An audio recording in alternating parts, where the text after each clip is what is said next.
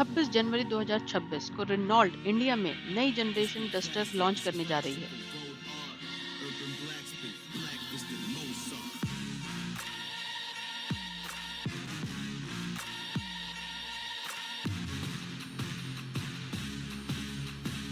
लेकिन ये सिर्फ एक नई एसयूवी का लॉन्च नहीं है, ये रेनॉल्ट के लिए एक डिसाइसिव मूवमेंट है। आज के इस वीडियो में हम ये लिस्ट नहीं करेंगे कि कार में क्या क्या फीचर्स होंगे। आज हम ये समझने की कोशिश करेंगे कि इस कार में क्या क्या होना चाहिए और रियलिस्टिकली हमें क्या एक्सपेक्ट करना चाहिए। डस्टर एक ऐसी एसयूवी रही है जिसने इंडिया में कॉम्पैक्ट एसयूवी सेगमेंट की सोच बदल दी थी। स्ट्रॉन्ग बिल्ड, बैड रोड्स पर कॉन्फिडेंस और उस टाइम पर अवेलेबल AWD ऑप्शन, ये सब डस्टर की कोर आइडेंटिटी थी। लेकिन मार्केट अब बदल चुकी है, बायर्स आज ज्यादा इन्फॉर्म्ड है, कंपटीशन ज्यादा शार्प है, इसलिए नई डस्टर को सिर्फ नॉस्टैल्जिक नहीं, टेक्निकली रेलेवेंट भी होना पड़ेगा। अगर हम एनालिटिकली बात करें तो रेनॉल्ट के लिए ये प्रोडक्ट सिर्फ एक रीलॉन्च नहीं, एक क्रेडिबिलिटी रीसेट है। डिजाइन की बात करें तो जो इमेजेस और टीजर्स अब तक आए हैं उनसे एक बात काफी क्लियर है, रेनॉल्ट इस बार कोई सॉफ्ट अर्बन क्रॉसओवर नहीं बना रही। डिजाइन ज्यादा स्ट्रेट, बॉक्सी और पर्पस ड्रिवन लग रहा है। Wide stance, pronounced wheel arches और अपराइट फ्रंट प्रोफाइल ये इंडिकेट करते हैं कि फोकस सिर्फ लुक्स पर नहीं, रोड प्रेजेंस और यूजेबिलिटी पर भी है। अगर हम थोड़ा प्रोडक्ट पोजीशनिंग एंगल से देखें तो कंपनी को यही फोकस करना चाहिए। एसयूवी दिखे भी और बिहेव भी एसयूवी जैसी। ये अप्रोच उन बायर्स को अपील करेगी जो एसयूवी को सिर्फ लाइफस्टाइल एक्सेसरी नहीं मानते। इंटीरियर से एक्सपेक्टेशन भी कुछ इसी डायरेक्शन में है। रेनॉल्ट फ्लैशी कैबिन के बजाय फंक्शनल और क्लीन डिजाइन पर फोकस करेगी। Large touch screen infotainment system expected है, लेकिन प्रायोरिटी यूजेबिलिटी पर होगी।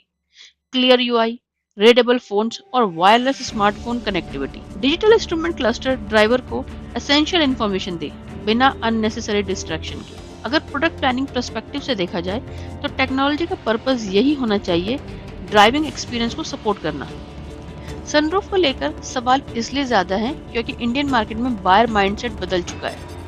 आज सनरूफ सिर्फ लग्जरी फीचर नहीं रहा, ये परसीव्ड वैल्यू का हिस्सा बन चुका है। एक्सपेक्टेशन है कि टॉप वेरिएंट्स में पैनोरामिक सनरूफ ऑफर किया जा सकता है। इसका पर्पस सिर्फ विजुअल अपील नहीं होता, बल्कि कैबिन को ओपन फील देना और लॉन्ग ड्राइव्स में कंफर्ट बढ़ाना भी है। अर्बन बायर्स को टारगेट करते हुए रेनॉल्ट के लिए इसे इग्नोर करना मुश्किल होगा। अब बात करते हैं सेफ्टी की, तो सेफ्टी के एरिया में एक्सपेक्टेशंस बिल्कुल क्लियर होनी चाहिए। Multiple airbags, ESC, traction control, hill start assist, ये सब ऑप्शनल फीचर्स नहीं, बेसिक फाउंडेशन होने चाहिए। एडवांस ड्राइवर असिस्टेंस सिस्टम भी डिस्कशन में है, लेकिन रियलिस्टिकली लिमिटेड फॉर्म में। बेटर स्ट्रेटेजी ये होगी कि रेनॉल्ट कम सिस्टम दे, लेकिन स्ट्रॉन्ग कैलिब्रेशन के साथ। इस पॉइंट पर सेफ्टी डिफरेंशिएशन नहीं, ट्रस्ट बिल्डिंग फैक्टर बन जाती है।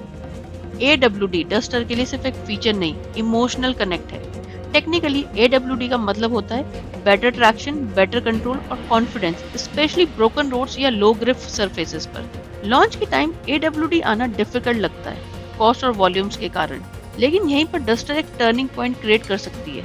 अगर फ्यूचर वेरिएंट्स में AWD इंट्रोड्यूस होता है तो ये सिर्फ फीचर एडिशन नहीं होगा, ये डस्टर के ओरिजिनल DNA का कमबैक होगा। अब बात करते हैं कि पावर ट्रेन एक्सपेक्टेशंस क्या हैं।